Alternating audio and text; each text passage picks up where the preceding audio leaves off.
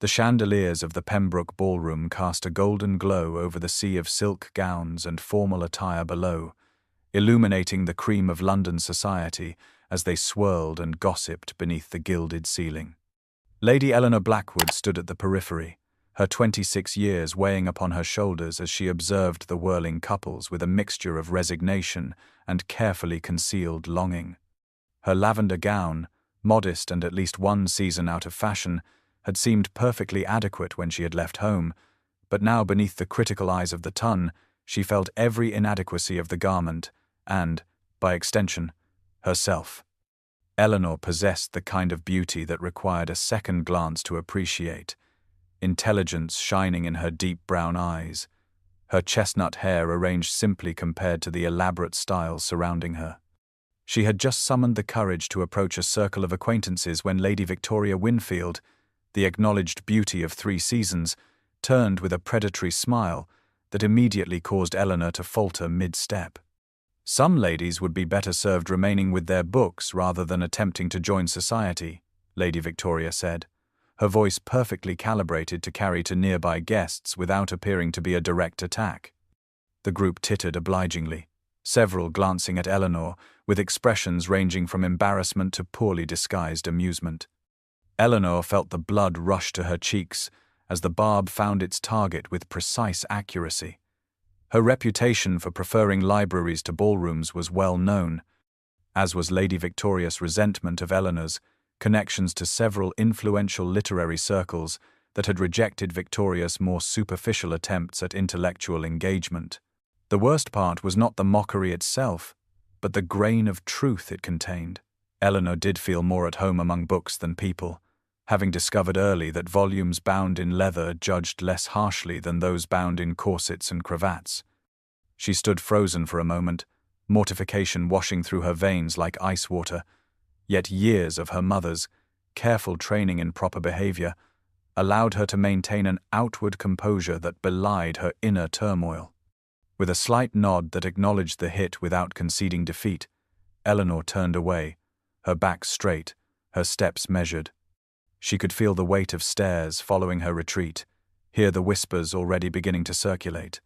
Despite her respectable family name and comfortable, if not vast, fortune, Eleanor had never quite mastered the delicate art of belonging in these gilded rooms where lineage and beauty counted for more than the contents of one's mind or character.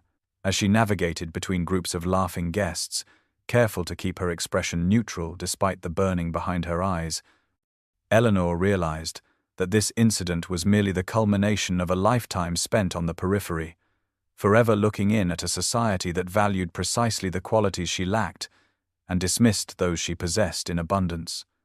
What she needed now was escape, temporary though it might be, to a place where she could catch her breath and rebuild her armor before facing the glittering battlefield once more, or, perhaps more honestly, somewhere to hide until she could slip away, without drawing further attention to her humiliation.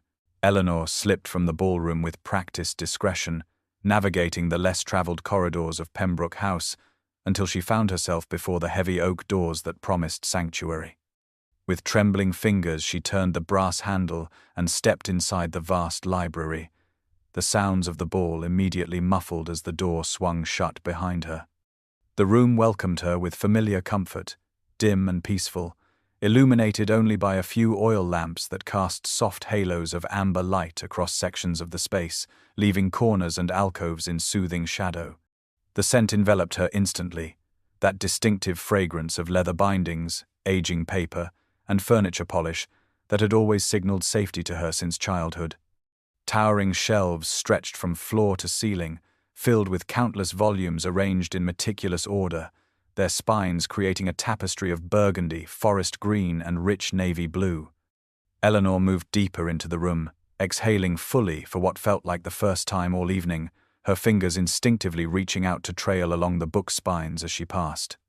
The cool leather beneath her fingertips grounded her, reminding her of who she truly was, beyond the inadequate social creature that Lady Victoria had so effortlessly exposed. Better to be judged for absence than presence, she thought, a rueful smile touching her lips as she allowed herself the honesty of this admission. Here, Surrounded by the accumulated wisdom and imagination of countless minds across centuries, the petty cruelties of a ballroom seemed almost laughably insignificant. Eleanor wandered toward a secluded window seat partially hidden behind a tall shelf of historical texts, a spot that would remain invisible from the doorway should anyone else seek temporary escape from the festivities. As she settled onto the cushioned bench, the distant strains of the orchestra barely audible through thick walls and heavy draperies, the tears she had so valiantly contained finally spilled over. They fell silently, without the indignity of sobs, merely the release of accumulated tension as her shoulders gradually relaxed from their defensive posture. In this moment of privacy, Eleanor acknowledged the truth that she had spent years attempting to conform to a society that fundamentally misunderstood and devalued her essential nature. Books had never found her wanting, had never cruelly dismissed her contributions or mocked her preferences. They offered their wisdom freely without judgment, revealing their secrets to anyone patient enough to seek them, regardless of beauty or social standing. She drew a handkerchief from her sleeve and dabbed at her eyes, breathing deeply as she composed herself. The library stood as a perfect counterpoint to the ballroom she had fled, calm where that space was frenetic, substantive where it was superficial, welcoming where it was exclusionary. Eleanor knew she would eventually need to return, to maintain appearances if nothing else. But for now she allowed herself this moment of restoration among silent companions that had sustained her through countless disappointments. She rose and moved toward one particularly inviting section of shelves, determined to spend at least a quarter hour in worthwhile company before facing the remainder of the evening. The moon had emerged from behind clouds, sending silver light streaming through tall windows to illuminate the titles before her, and Eleanor felt her spirit lift as she contemplated which volume might best fortify her for the return to social warfare. The amber glow of a lamp suddenly illuminated the dark corner, where Eleanor had sought refuge, causing her to start violently, the book she had been examining tumbling from her hands to the thick carpet below. Escaping the tedium as well, Lady Eleanor inquired a deep voice from the shadows, its rich timbre filling the space between them with unexpected intimacy. Eleanor instinctively pressed herself back against the bookcase, her heart hammering wildly as a tall figure emerged from the darkness beyond the lamplight. She recognized him instantly, though they had never been formally introduced, the notorious Duke of Thornfield, Sebastian Blackthorne. His reputation preceded him like a storm front, whispered about in drawing rooms across London with a mixture of fear and fascination. At 35, he commanded attention not through conventional handsomeness but through sheer force of presence, his broad shoulders and considerable height making the spacious library corner suddenly feel confining. But it was his eyes that truly arrested her, a penetrating grey that seemed to cut through pretense and artifice with surgical precision. Eleanor felt those eyes now taking in her tear-stained cheeks and defensive posture, assessing and cataloguing with unsettling thoroughness. More disturbing still was his use of her name, confirming he knew precisely who she was despite their paths never having officially crossed. "I apologize for disturbing your solitude, Your Grace," Eleanor managed, hastily wiping away the evidence of her distress with trembling fingers. "I did not realize the library was occupied." The embarrassment of being discovered in such a vulnerable state nearly eclipsed her earlier humiliation in the ballroom. The Duke bent to retrieve the fallen book, examining its cover with unexpected interest before extending it toward her. "Herodotus," he observed, an unusual choice for ballroom escapees. Most ladies retreat to novels of a more romantic nature. The statement held no mockery, merely observation, yet Eleanor felt herself bristle slightly at the implied generalization.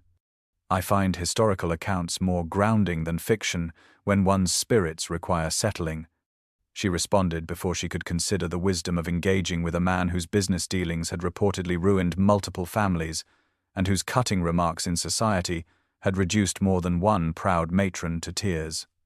The Duke regarded her with renewed interest, his intimidating countenance shifting subtly. "Most people seek comfort in fantasy rather than reality when distressed," he noted, moving to place the lamp on a nearby table rather than departing as she had expected. The movement brought him further into the light, revealing the impeccable tailoring of his black evening attire and the subtle weariness etched around his eyes. suggesting a man who found social obligations as taxing as she did, though for entirely different reasons. While Eleanor stood on society's margins through awkwardness and intellectual interests deemed inappropriate for her sex, the Duke occupied a position of fearsome isolation, his wealth and title granting him immunity from the rules that constrained others.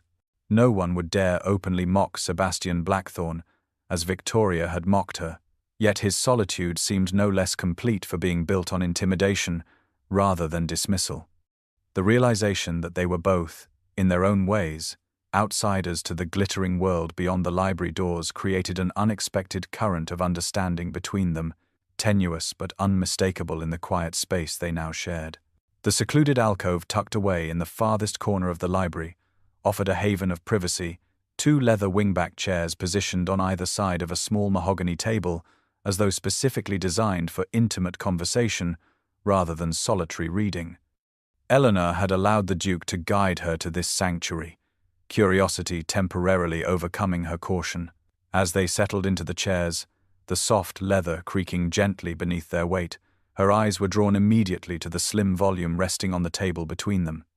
She could not suppress a small gasp of recognition, her academic interest momentarily eclipsing her social discomfort.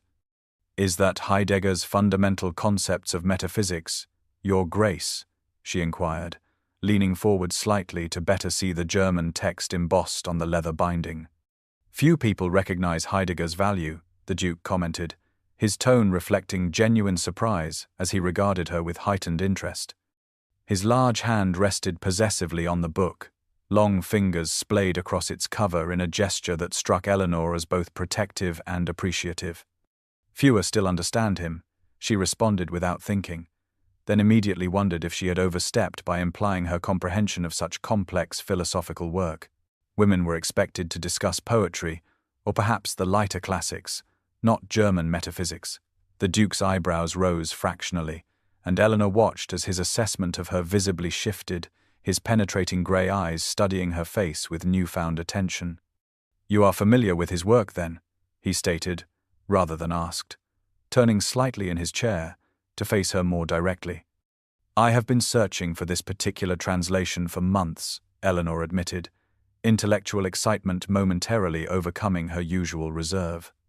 "The London booksellers claim it won't be available in England for at least another year."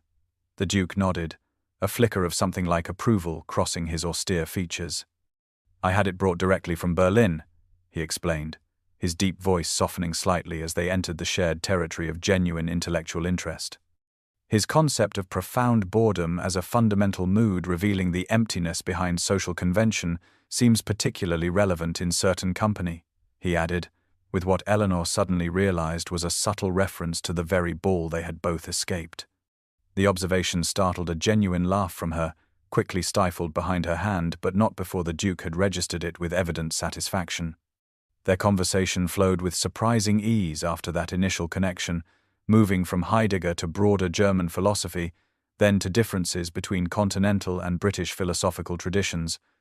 Eleanor found herself increasingly animated as the Duke challenged her interpretations with insights that revealed a truly formidable mind behind his intimidating exterior. More remarkable still was his willingness to consider her counterarguments, treating her intellectual positions with a seriousness she had rarely experienced outside correspondence with other female scholars. With each exchange, the space between them seemed to reconfigure itself, no longer defined by their respective social positions, but by the invisible architecture of ideas they were constructing together. Eleanor gradually became aware that the Duke was watching her with an intensity that went beyond academic interest, observing the flush of enthusiasm on her cheeks and the graceful movements of her hands as she emphasized particular points. For his part, Sebastian Blackthorne was discovering that the reserved spinster daughter of Viscount Blackwood possessed not merely a passing acquaintance with complex ideas, but a deeply original mind, capable of insights that challenged his own carefully constructed intellectual framework. The notorious Duke of Thornfield, feared in boardrooms and ballrooms alike, found himself experiencing something entirely unexpected in that quiet library alcove, a sensation he eventually recognized as respect, tinged with a curiosity that had nothing to do with books and everything to do with the remarkable woman discussing them so passionately before him. The Pembroke ballroom had reached its zenith of activity when Eleanor finally emerged from her library sanctuary, the orchestra playing a spirited quadrille that filled the vast space with sound and movement, while couples whirled across the polished floor in perfect synchronicity. Though her eyes remained slightly reddened from her earlier emotional release, Eleanor carried herself with a composure that had been absent when she fled an hour before, something in her bearing subtly altered by the unexpected encounter in the library. Whispers still followed her progress across the room, Lady Victoria's barbed comments having circulated thoroughly during her absence, yet they seemed to touch her less deeply now, as though the conversation with the Duke had formed an invisible barrier between Eleanor and society's casual cruelties. She had barely reached her assigned seat when her aunt, Lady Millicent Blackwood, descended upon her with poorly concealed concern, etched across her features. "Where have you been hiding, dear?" she inquired, her eyes darting around the room as though assessing how many had noted Eleanor's prolonged disappearance. "Finding better company than deserved me here," Eleanor replied cryptically, accepting a glass of punch from a passing footman with a small nod of thanks. Her aunt studied her with narrowed eyes, clearly sensing something had transpired during her niece's absence, but unable to decipher the subtle transformation in Eleanor's demeanour. Before Lady Millicent could press further, a ripple of awareness passed through the nearby guests, conversations pausing momentarily as the Duke of Thornfield entered the ballroom through the same doors Eleanor had used minutes earlier. He moved through the crowd with characteristic authority, acknowledging greetings with minimal courtesy while maintaining the aloof expression that had become his hallmark in society. Several ambitious mothers with eligible daughters straightened immediately, their calculating gazes following his progress, while mentally reviewing strategies for engineering introductions. The Duke, however, seemed entirely indifferent to the stir his appearance created, his attention focused elsewhere with singular intensity. Across the crowded room, his eyes found Eleanor with unerring precision, holding her gaze for a brief moment before offering a nearly imperceptible nod, acknowledging their shared secret, before continuing on his way toward his host. The subtle exchange lasted mere seconds, unnoticed by most of the assembled guests, yet Eleanor felt the weight of it as tangibly as if he had crossed the room to speak with her directly. Lady Millicent, however, missed nothing, her years of navigating society having honed her observational skills to razor sharpness. "Eleanor, dear, did you perhaps encounter the Duke during your absence?" she inquired with careful nonchalance that failed to disguise her sudden intense interest. "He appeared to acknowledge you just now." "I believe the Duke was merely being polite, Aunt," Eleanor responded, struggling to keep her expression neutral despite the warmth creeping into her cheeks. Even as she deflected her aunt's curiosity, Eleanor sensed a fundamental shift in her relationship to the glittering, superficial world surrounding her. The ballroom remained as intimidating and exclusionary as before, its unwritten rules and subtle hierarchies designed to elevate some while diminishing others, yet her perspective had altered. For the first time, Eleanor had experienced the exhilaration of being truly seen by another, her mind engaged rather than dismissed, her thoughts valued rather than tolerated.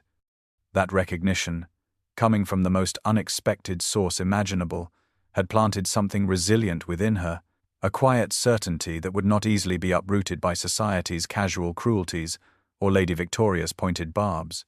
Across the room, Sebastian Blackthorne endured the social niceties required of his station with mechanical precision, his thoughts repeatedly straying to the remarkable woman who had challenged his long-held assumptions about female intellect and the predetermined categories into which he had sorted humanity. The literary season in London offered a wealth of intellectual gatherings for those inclined toward more cerebral pursuits than the endless cycle of balls and dinners that occupied most of society. Eleanor had always found refuge in these events, moving between poetry readings at intimate salons, scholarly lectures on ancient civilizations held in musty university halls, and exclusive viewings of rare manuscripts organized for select bibliophiles. What changed, however, was the unexpected presence of the Duke of Thornfield at these previously overlooked occasions. The first encounter seemed merely coincidental, Sebastian Blackthorne appearing at the back of a crowded lecture on Etruscan burial practices, just as Eleanor settled into her usual seat near the front. Their eyes met briefly across the room, mutual recognition flickering between them before the Duke offered a slight bow of acknowledgement. By the third such meeting, at a private viewing of medieval illuminated texts at the British Museum, even Eleanor could no longer attribute his presence to chance. The Duke sought her out with increasing deliberation, no longer maintaining the pretense that their shared intellectual interests had simply placed them in the same location.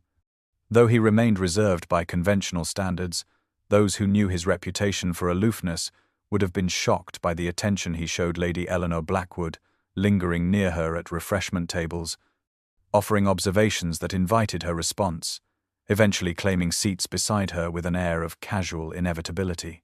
Eleanor found herself experiencing an unfamiliar flutter of anticipation before each literary event, wondering if he would appear, secretly delighted when his tall figure materialized in doorways or across crowded rooms. These encounters existed in a realm apart from conventional social interactions, governed by the exchange of ideas rather than the currency of flattery and position that dominated ton gatherings. During a particularly spirited discussion following a controversial new translation of Homer, Eleanor had challenged the Duke's interpretation with a boldness that would have scandalized onlookers had they been in a ballroom rather than a book-lined study belonging to an eccentric professor. "Your insights challenge my thinking, Lady Eleanor," the Duke admitted afterward, falling into step beside her as they exited into the cool evening air, his tone reflecting genuine respect rather than mere courtesy. "I cannot recall the last time anyone has forced me to reconsider a position so thoroughly held." The admission, offered without reservation, marked a turning point in their evolving connection. Sebastian Blackthorne was a man unaccustomed to acknowledging intellectual equals in any sphere, yet he had publicly conceded to her superior argument without apparent concern for traditional gender hierarchies that would have demanded her deference to his opinion regardless of its merit. For her part, Eleanor discovered that the formidable Duke possessed not only a brilliant analytical mind, but unexpected flashes of dry humor that emerged more frequently as their acquaintance deepened. His observations on the pomposity of certain scholars, or the circular arguments presented in popular texts, would catch her off guard, coaxing surprised laughter from her that earned curious glances from others nearby. The scholarly community, absorbed in their specialized interests, paid little attention to the social significance of their interactions, creating an island of genuine connection amidst London's sea of superficial engagements. While other gentlemen and ladies exchanged practiced compliments and strategic flattery across ballrooms and dinner tables, Eleanor and Sebastian built something far more substantial through vigorous debate, shared discoveries, and the mutual recognition of finding someone whose mind operated on the same plane as one's own, a rarity that neither had experienced before. Eleanor gradually realized that the Duke's fearsome reputation in society stemmed partly from this very quality, his refusal to engage in meaningless social rituals or pretend interest in trivial concerns, marking him as dangerous to a world built on precisely such pretenses. The subtle undercurrents of London society had an uncanny ability to detect even the most carefully concealed connections, particularly those involving its most eligible and formidable bachelor. What began as isolated observations of the Duke of Thornfield appearing at literary gatherings, traditionally beneath his notice, soon coalesced into full-fledged speculation that spread through drawing rooms and across tea tables with remarkable speed. Eleanor, who had spent years being politely overlooked at social gatherings, suddenly found herself the subject of intense scrutiny, her every movement and expression analyzed for evidence of her mysterious appeal to the kingdom's most feared nobleman. The attention manifested in multiple forms, from the increased invitations to events where the Duke might be present to the calculating reassessments from matrons who had previously dismissed her as a confirmed spinster of no particular consequence. Most unsettling were the barely concealed whispers that reached her ears as she moved through society, fragments of gossip that revealed the true nature of ton speculation. "The Duke of Thornfield asking about your reading preferences," Lady Hartwell exclaimed during one particularly uncomfortable afternoon tea, her voice pitched with theatrical amazement. "My dear, he barely acknowledges royalty when they address him directly." What could you possibly have said to capture such interest? Eleanor felt her cheeks warm under the older woman's penetrating stare, conscious of the 6 other ladies who had abandoned their own conversations to await her response. We merely discovered a shared appreciation for classical philosophy, she replied with careful neutrality, though she could not entirely suppress the flicker of pleasure that accompanied the memory of their most recent debate over Aristotelian ethics. The explanation was met with polite disbelief, several ladies exchanging knowing glances that suggested they presumed a far more conventional attraction at work. More concerning were the whispers Eleanor accidentally overheard while browsing in a bookshop near Berkeley Square, 2 gentlemen discussing the Duke's sudden interest in the Blackwood family with undisguised cynicism. Must be the shipping connections, the older man had stated with absolute conviction.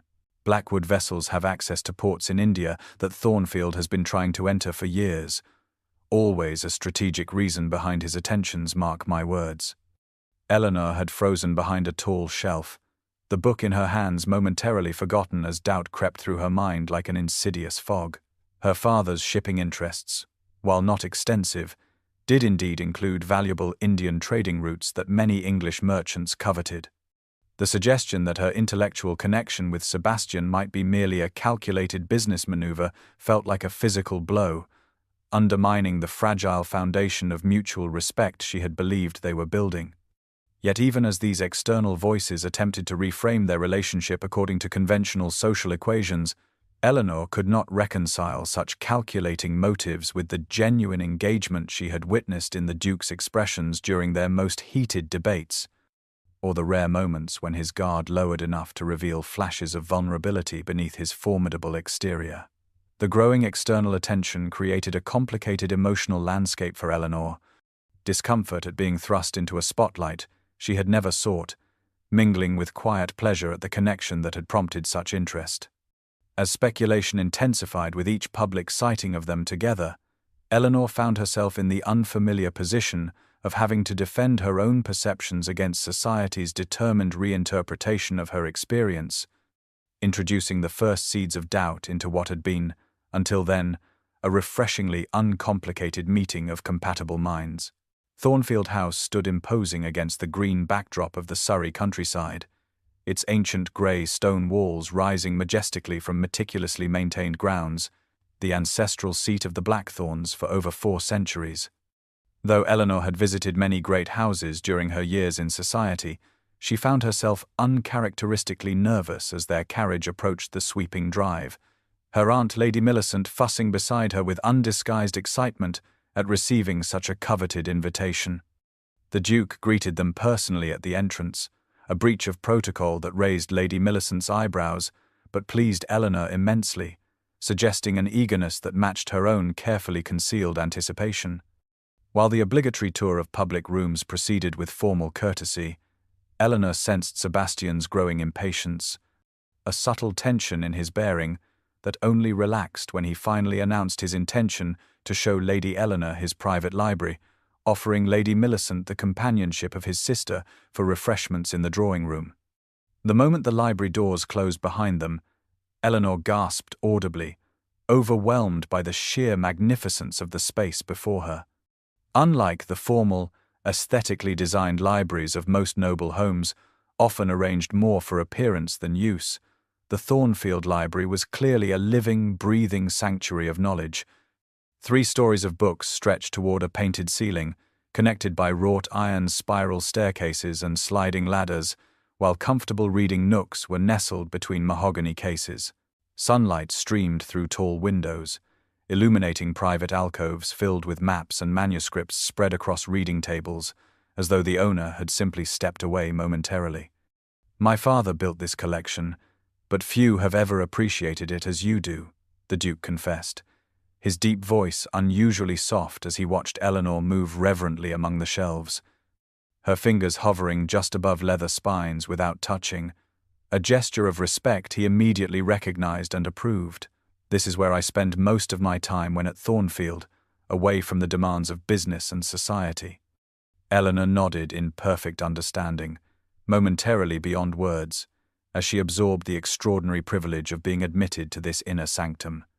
As Sebastian guided her deeper into the collection, showing her increasingly rare volumes, Eleanor noticed something that stopped her mid-step, causing her breath to catch. "The classification system," she murmured, moving closer to examine the small labels affixed to each shelf. "This is not the standard Dewey arrangement.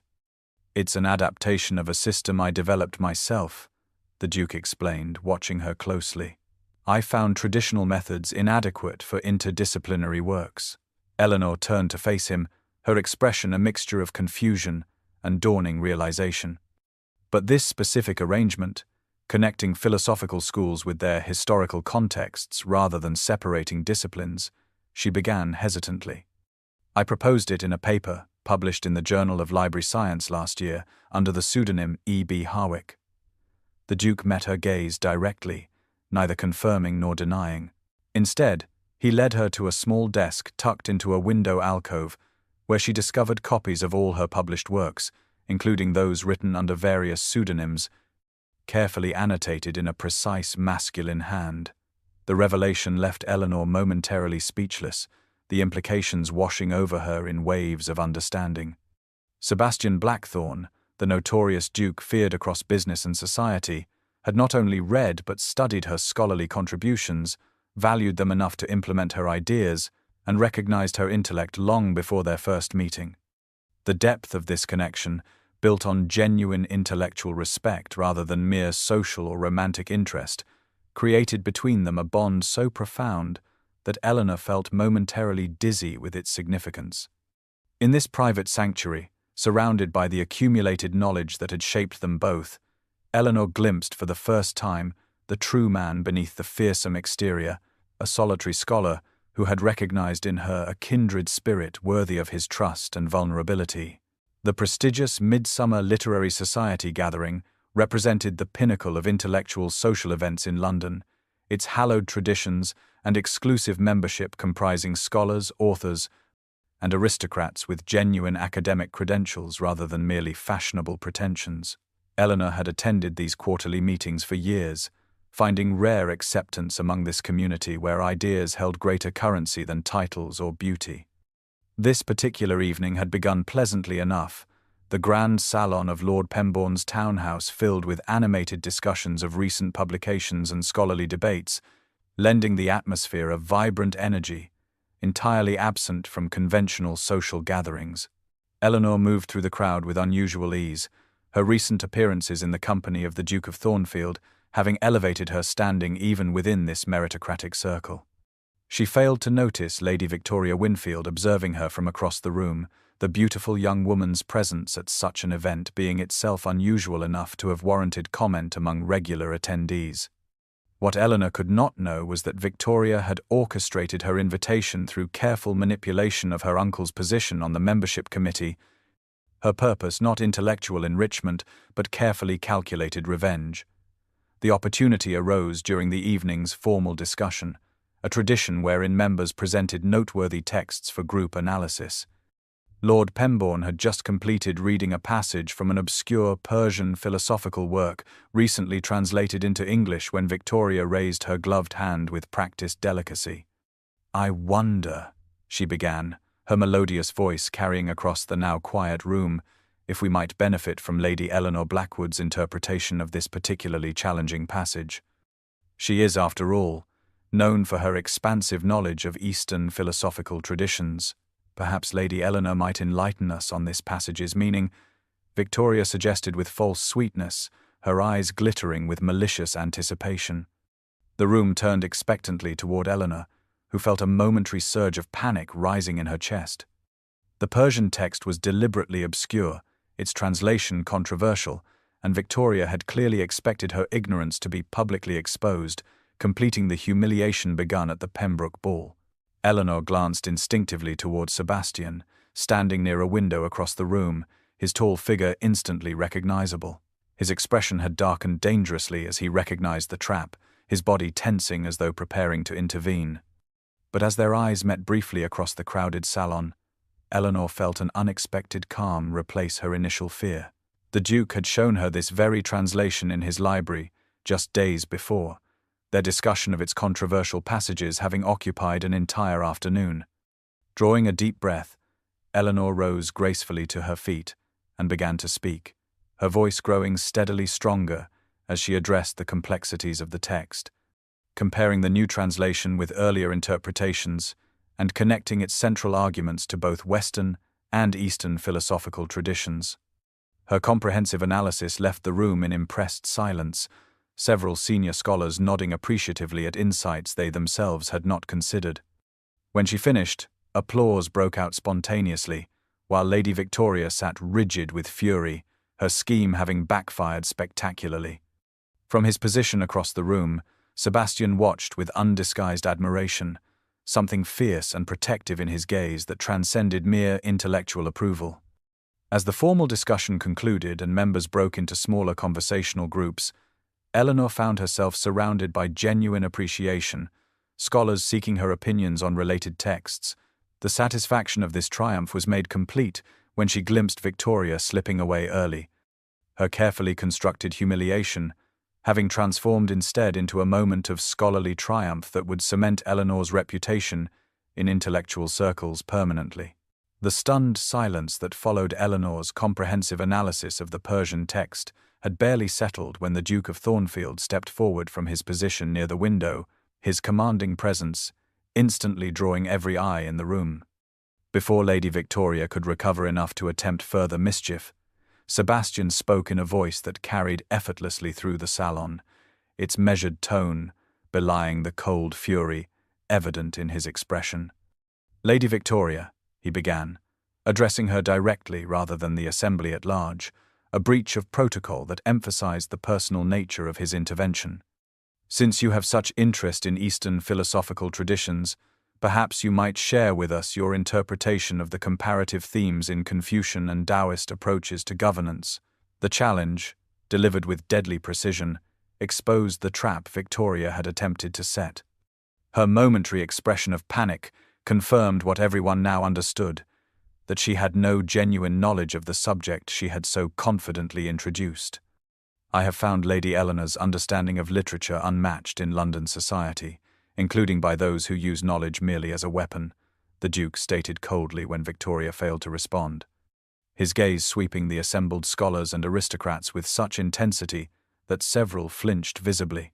Her contributions to academic discourse, both acknowledged and anonymous, represent the true spirit of intellectual inquiry that this society was founded to foster.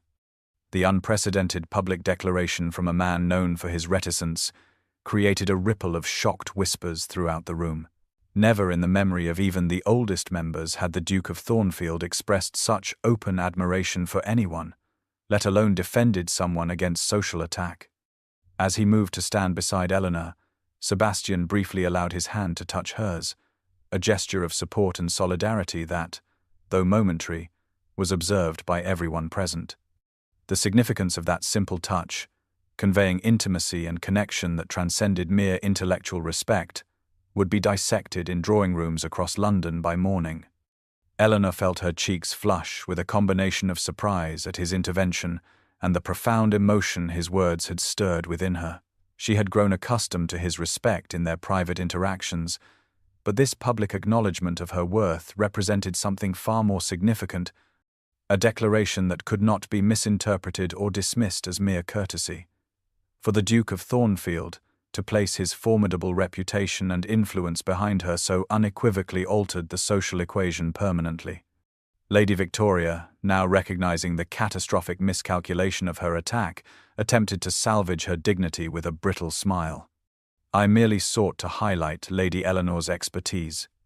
"Your Grace," she demurred, though the tremor in her voice betrayed her awareness of having made a powerful enemy.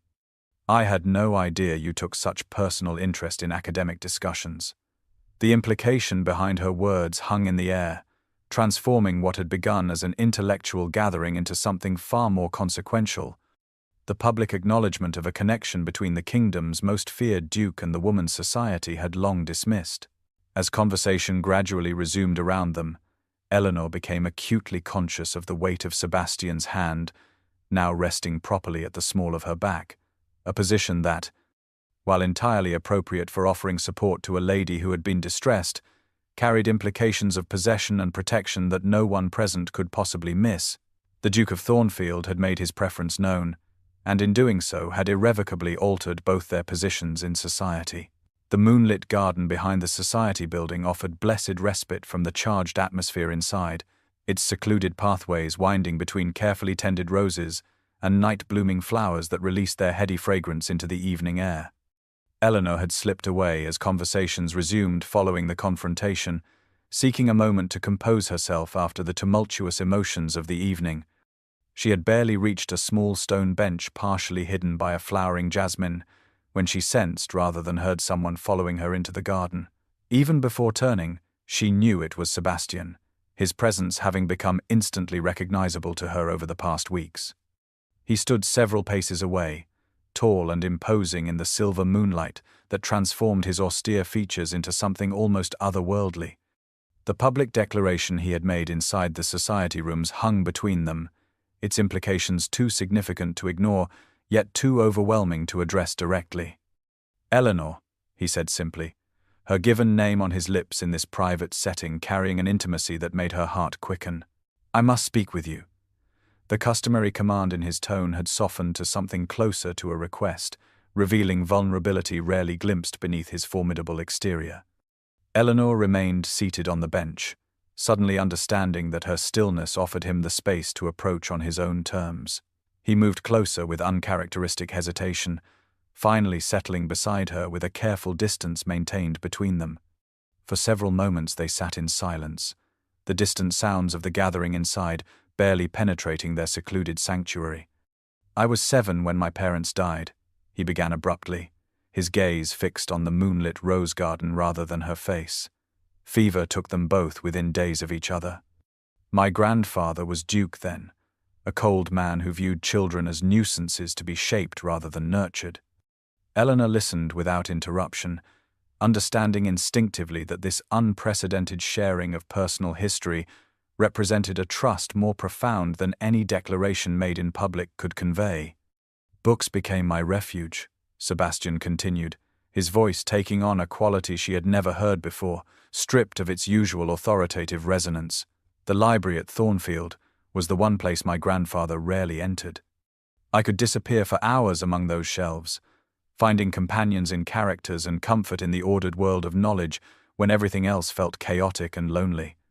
The confession of childhood vulnerability from a man's society viewed as invulnerable touched Eleanor deeply, creating connections between his fearsome adult persona and the isolated child who had preceded it. "I have feared, and been feared all my life, Eleanor," Sebastian said finally, turning to face her directly, his grey eyes reflecting the moonlight with unexpected brightness. "Until you saw beyond that, to the man behind the title." The raw emotion in his voice stripped away the last barriers between them, revealing that beneath the notorious Duke of Thornfield existed simply Sebastian, a man whose isolation mirrored her own in many ways, though born of different circumstances. Where Eleanor had been dismissed and overlooked, Sebastian had been feared and misunderstood, both experiences creating souls that had learned to seek connection through ideas rather than conventional social bonds. Eleanor found herself reaching for his hand before she could consider the propriety of such a gesture, her fingers entwining with his in wordless understanding of shared experience. "My parents never understood my preference for books over balls," she offered in return, her own confession creating balance between them. "My sisters were all beauty and charm while I was all questions and arguments. After a while, it seemed easier to retreat into scholarship than repeatedly disappoint expectations I could never fulfill." The vulnerability they exchanged in that moonlit garden transcended mere romantic attraction, creating between them a recognition of kindred spirits who had found in each other the acceptance they had sought all their lives. He through intimidation, and she through intellectual retreat. The garden path brought them to a literal crossroads where several walkways converged around a small fountain, its gentle splashing creating a soothing melody in the night air. Sebastian rose from the bench, drawing Eleanor to her feet beside him, still maintaining his gentle hold on her hand. The moonlight illuminated his aristocratic features with unusual softness, revealing nuances of expression typically concealed by his carefully maintained reserve. "Eleanor," he began, his voice deep and resonant in the quiet garden, "I have existed rather than lived for most of my adult life, moving through the world as the Duke of Thornfield, a title rather than a man.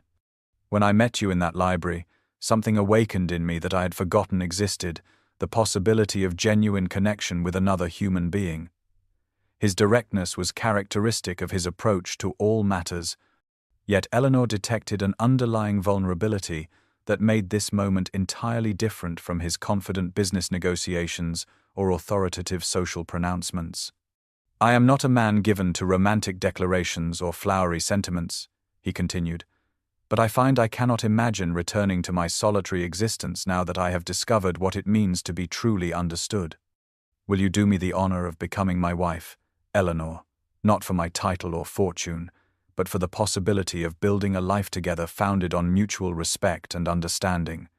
The proposal, delivered with Sebastian Blackthorne's typical straightforwardness, nevertheless contained emotional depths that belied his reputation for coldness. Eleanor felt momentarily overwhelmed, her heart recognizing the rightness of their connection, even as her mind raised practical objections born of years of social conditioning. "You could have any woman in England, Sebastian," she said softly, giving voice to the doubt that had lingered since society first noticed their association. "Why choose one who was banished from ballrooms?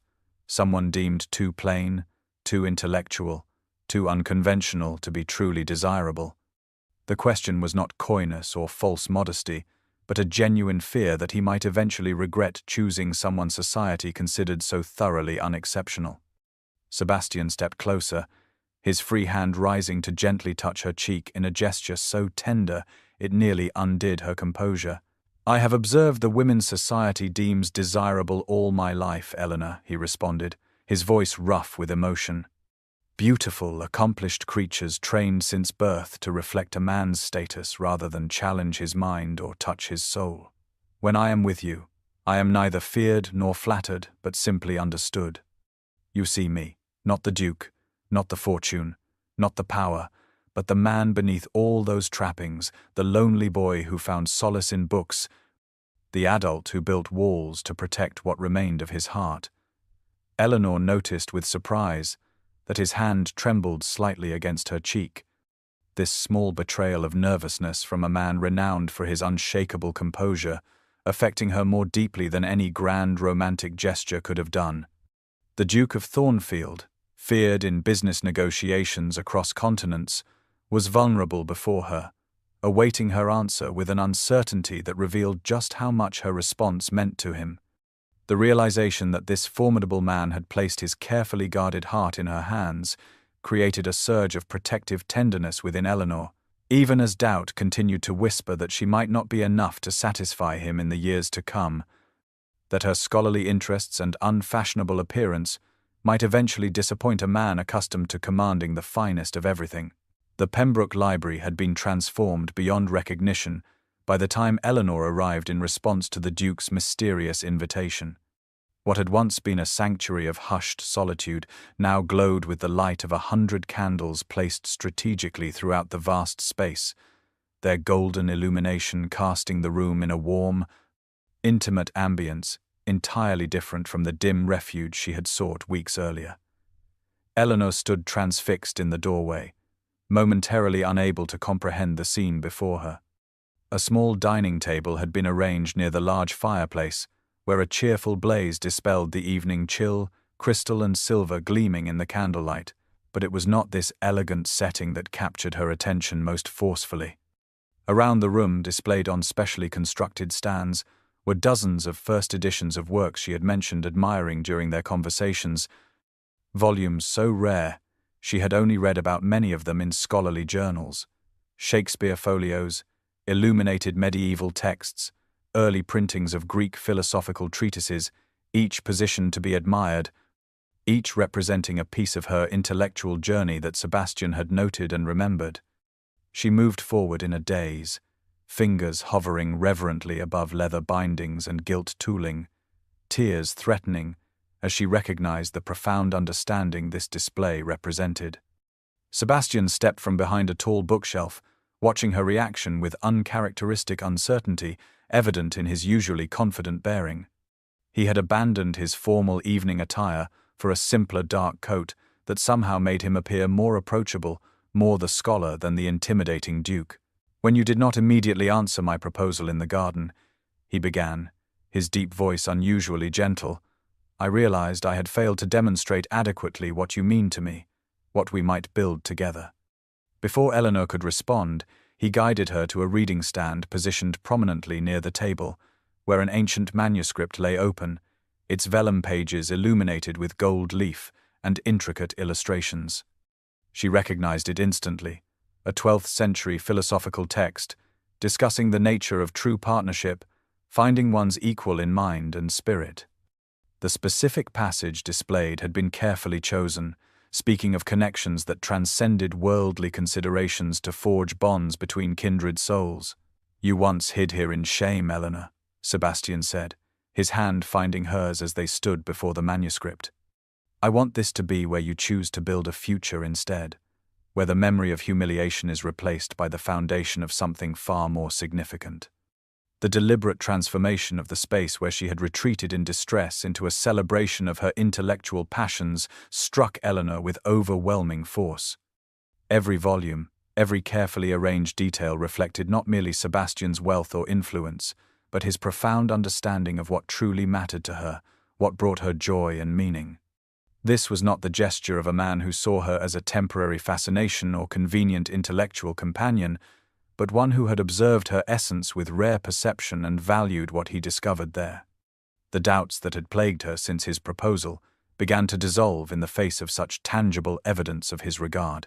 Eleanor turned to face him fully, suddenly recognizing that the fearsome Duke of Thornfield, the man whose mere presence caused hardened businessmen to tremble, stood before her with vulnerability, evident in every line of his posture, awaiting her response with barely concealed apprehension.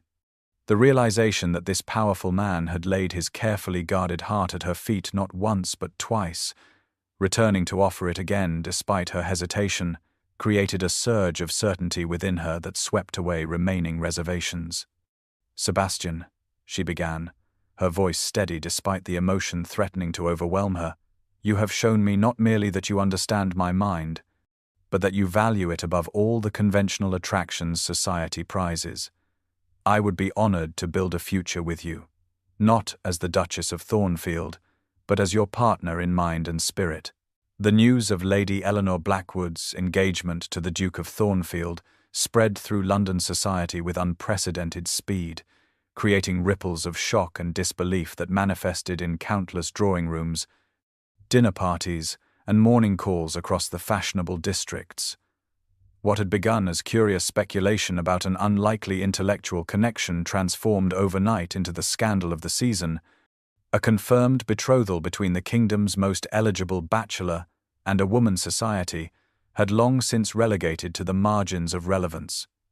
The initial reactions ranged from open disbelief to thinly veiled derision, with several notable hostesses going so far as to suggest that the Duke must have suffered some manner of temporary madness or fallen victim to an inexplicable obsession that would surely pass before wedding arrangements could be completed. Yet these predictions were soundly disproven by the couple's first public appearance following the announcement at the Countess of Weston's musical evening, where Sebastian and Eleanor arrived together with neither fanfare nor apology, their quiet dignity in the face of barely disguised curiosity, establishing the tone that would characterize their approach to society's judgment. Eleanor, who had spent years attempting to avoid attention at such gatherings, found herself the center of intense scrutiny, yet the nervous discomfort that would once have overwhelmed her was noticeably absent.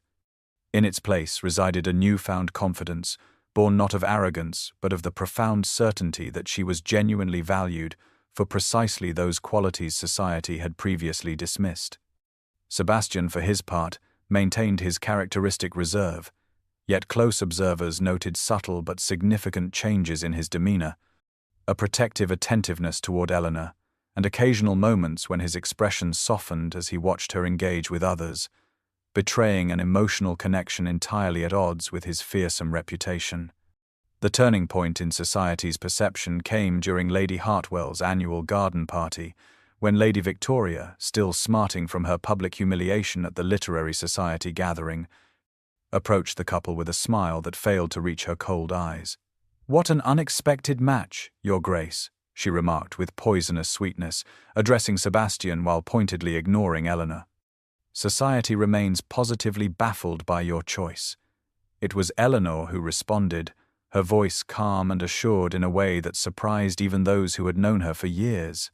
"The truly valuable things in life are often overlooked by those searching only for shine, Lady Victoria," she observed with perfect composure.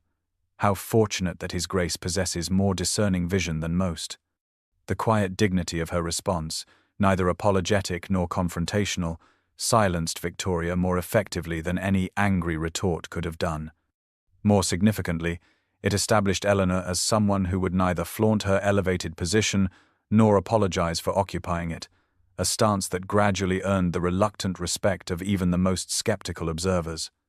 As weeks passed and the couple continued to appear together at carefully selected events, society began the inevitable process of adjustment, their initial shock giving way to acceptance, and eventually to a new narrative that recast their connection as a romantic triumph of substance over superficiality. The Duke of Thornfield, whose cold demeanor had once caused matrons to shield their daughters from his critical gaze, found his reputation softened by his evident devotion to Eleanor. The transformation from fearsome bachelor to attentive fiancé, providing fresh material for drawing-room conversations across London. For Eleanor and Sebastian, these external adjustments mattered far less than the private certainty they shared, the knowledge that in finding each other they had discovered something far more valuable than social approval, a connection founded on genuine understanding rather than the transient currency of beauty, youth, or fashionable charm. The grand library of Thornfield House shone with morning light streaming through tall windows, dust motes dancing in golden beams that illuminated the 3 stories of meticulously arranged volumes stretching from floor to ceiling. The space had evolved over the past year under Eleanor's direction, maintaining its scholarly grandeur while becoming more accessible, more vibrant with intellectual life than ever before. Sebastian and Eleanor worked companionably at a massive oak table positioned near the eastern windows, their heads bent together over a collection of rare astronomical manuscripts recently acquired from an aging Italian scholar. The Duchess of Thornfield, as society now acknowledged her, had settled into her role with a natural dignity that transformed both the position and perceptions of the woman who held it, her scholarly reputation now extending far beyond the limited circles that had previously recognized her contributions. She had maintained her intellectual pursuits with her husband's full support, her most recent work on comparative religious philosophies prominently displayed near the entrance of the library, published under her own name rather than the pseudonyms necessity had once demanded. Sebastian passed her another volume, their fingers touching briefly in a casual intimacy that still sent pleasant warmth through Eleanor even after months of marriage. They worked in the comfortable silence of 2 people, whose connection required no constant verbal affirmation, each anticipating the other's needs or thoughts with remarkable synchronicity, born of shared passion and genuine understanding. The contentment that radiated between them had gradually softened the Duke's fearsome reputation in wider society, though he maintained his formidable demeanor in business dealings, that transformation reserved primarily for the private world he and Eleanor had constructed together. "Who would have thought being banished from a ballroom would lead to finding my true home?" Eleanor mused aloud, pausing to look around at the magnificent space that had become the heart of their shared life, not merely a physical location, but the embodiment of their intellectual partnership.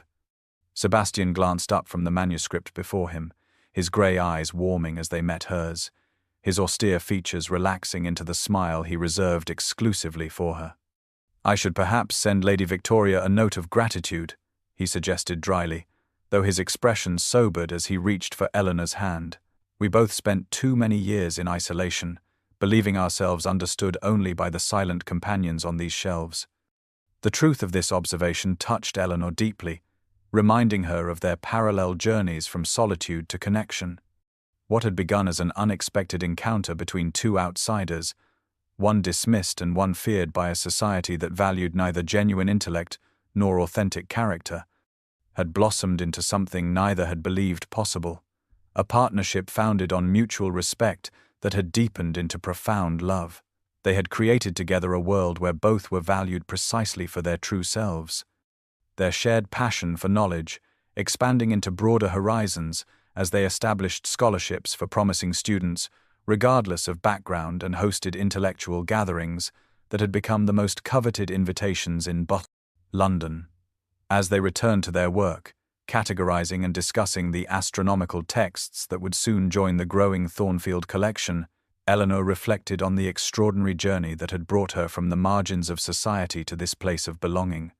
The path had begun with humiliation, with being banished from a ballroom where she had never truly fit, only to lead her to a library where she had found not merely refuge but recognition, not only intellectual stimulation but the rarest of treasures, a heart that matched her own in both mind and spirit.